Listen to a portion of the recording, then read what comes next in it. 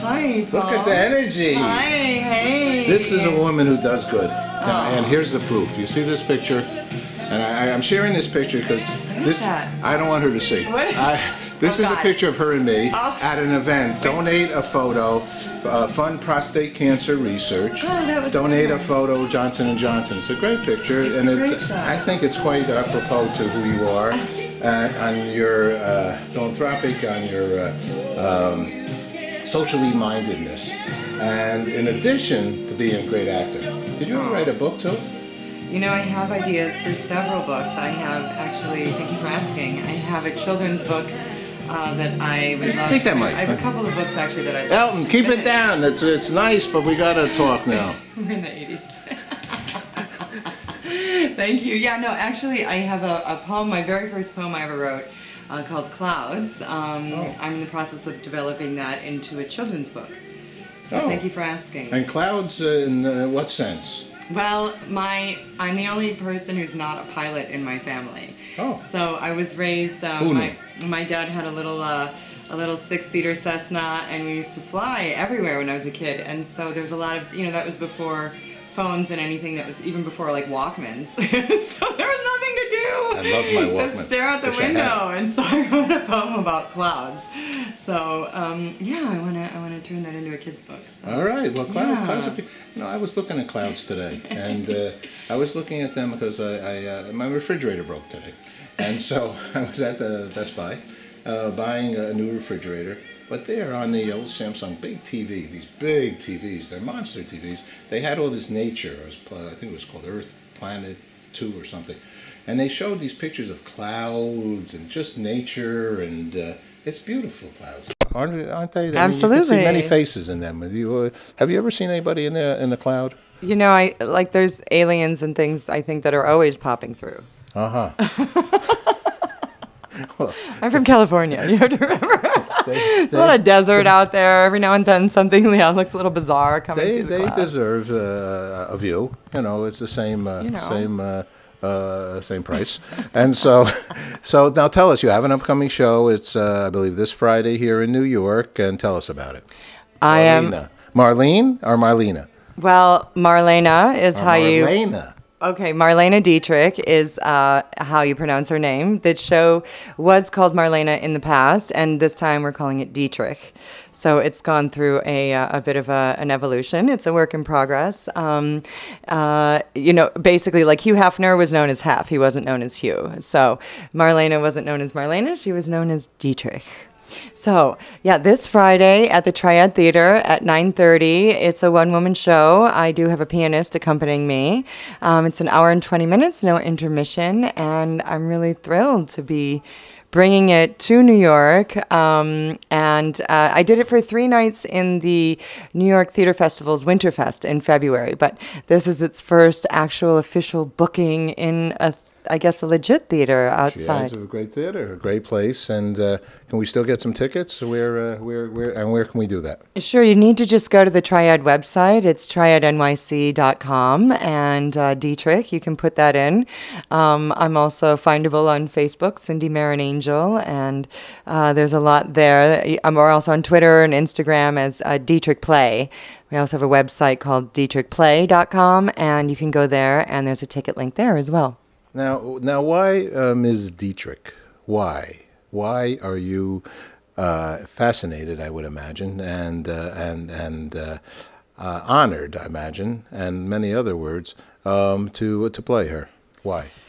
I am honored to play her. I started, this is in my little playbill, that I'm a member of the Actors Studio, and there's a great playwright there. His name is Willard Manus, and he is known for writing shows and plays about famous, iconic actors. And he had asked me he had an original play called Berlin Cowboys, and in it I was cast as a Puffmutti, which is a madam in the Cold War in Germany. And he had asked me to sing Falling in Love Again. And so as I researched that, I realized, well, Marlene Dietrich sings it, and I didn't know anything about her.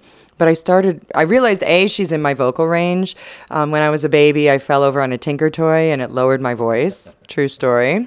My mother left me with a babysitter, her, and I was crying wow wow, and she came back and it was like wow wow. So I've had I've had quite an adventure with this voice that I wasn't born with, but I guess I was meant to have.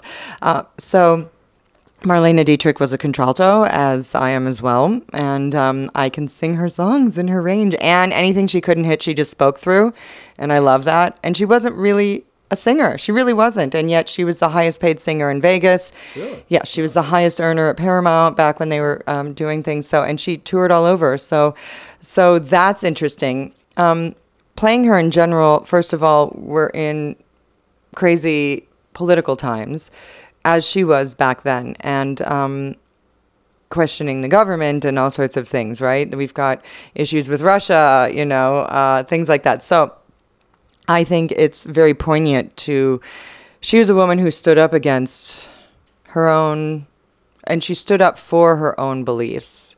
And she was German. I don't know if most people know. She was born in Germany, and then she was brought over by the director Josef von Sternberg to Hollywood to do 6 films with him after she had done the first one called The Blue Angel in Germany. And one of the kinds of things that I think I know a little bit in regard to her is her voice was actually. I'm not sure if she fell over on a Tinker Toy, but it sounded like it. No, what does Marlene Dietrich sound like, or what do you sound like if you do care to share a little sound, a little song of Marlene? You want me to sing? Are you asking me to sing as Marlene? Ah, okay. Well, so many people are familiar with the song Falling in Love Again. And I think one of the most important parts are the beginning of the song, which she's very known for singing, falling in love again, never wanted to, what am I to do? Can't help it. Love's always been my game. Play it how I may. I was made that way. Can't help it. So that's a little bit. Wow. Are there other questions you'd like to actually ask me as Marlene? So how do you since in essence I'll just let you know that you aren't Marlene, but the point is how do you gain the sound of her voice? I mean, do you practice that, or what gives you the good feeling to be able to really sound like her? Well, I did hire an accent coach, Glenda Morgan Brown. I've worked with her in the past to do a British accent. I starred in The Real Thing in LA. And actually what's interesting about Marlene Dietrich is that she was raised to learn British English. So plus she had a touch of a German accent over it, but she also couldn't say R. So she would say American.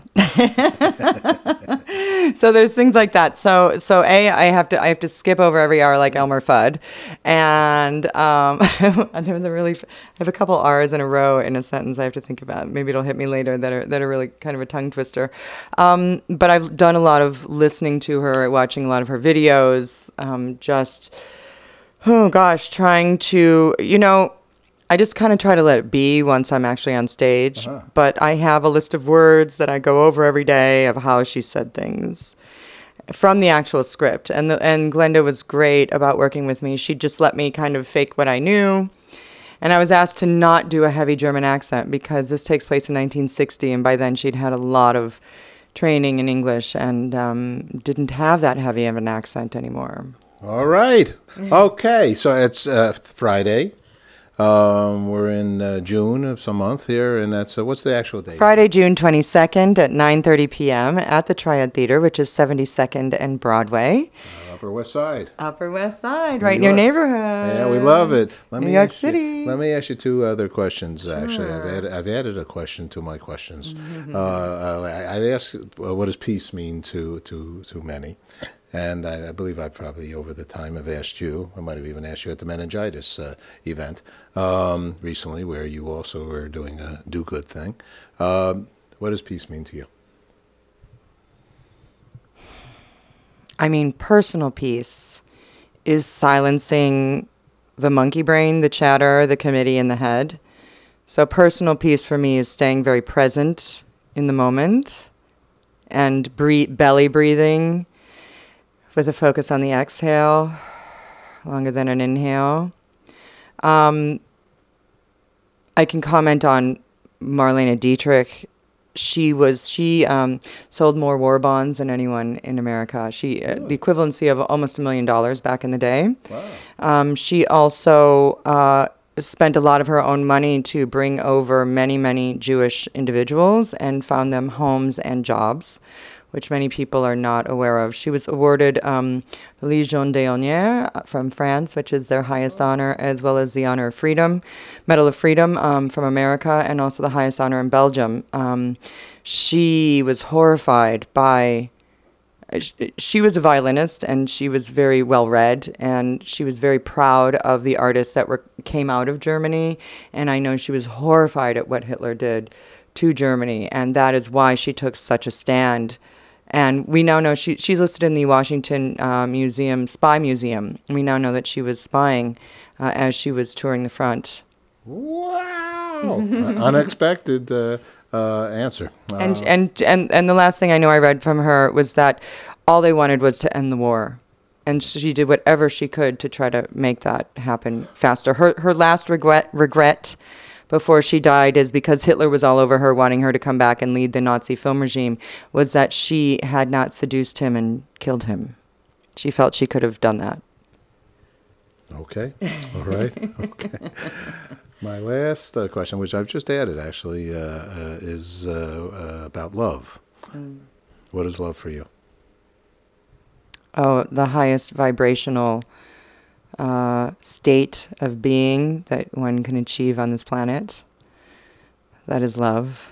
I think for Marlene, I would separate sex and love for her, because I don't think she was controlled by her sexuality. She was notoriously bisexual. She had affairs with many, many people, famous and non-famous, powerful and non. And she loved very deeply. I think she loved food and people, and she was very plugged in and present in the moment. So, yeah. Yeah. All right. Well, thank you so much. And congratulations on all your success. And I will say this is a big honor for me to get to interview you. In fact, I think I've done like 5,000 interviews. I don't think I've ever allowed anybody to hold the microphone. Really? Paul, welcome to Paul. And you're comfortable, see? I feel comfortable. Doing a little hosting. We can do this together. Yeah, Let's hit the red carpet. I think it works out. All right, so I love it. All right, thanks. Thank you. Thank you so much for having me. I appreciate it. Thank you, darling. Okay. I'll give you your mic back now. Oh, I don't even want it. All right.